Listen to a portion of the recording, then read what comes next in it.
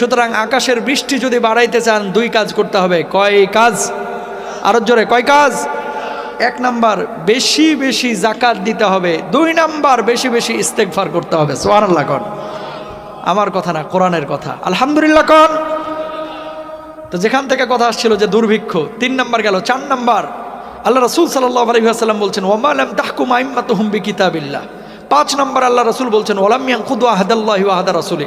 আল্লাহর কিতাব অনুযায়ী যদি কেউ বিচার টিচার না করে, বিচার কার্য পরিচালনা না করে, আল্লাহ রাব্বুল আলামিন ওই জাতির উপরে গজব দিবে, দুর্ভিক্ষ দিবে, অশান্তি তৈরি করে দিবে। নাউজুবিল্লাহ বলেন। এরপরে বললাম আল্লাহর সাথে ওয়াদা ভঙ্গ যারা করবে, ওয়াদা ভঙ্গর মানেটা কি? আলোচনা কোথায় আছে একটু মাথায় রাখেন। কিন্তু অজামিনযোগ্য অপরাধ বলেছিলাম দুইটা। কয়টা?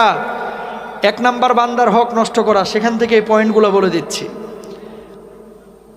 আল্লাহ রাসূল সাল্লাল্লাহু আলাইহি ওয়াসাল্লাম বলছেন ওয়ালাম ইয়ানকুদ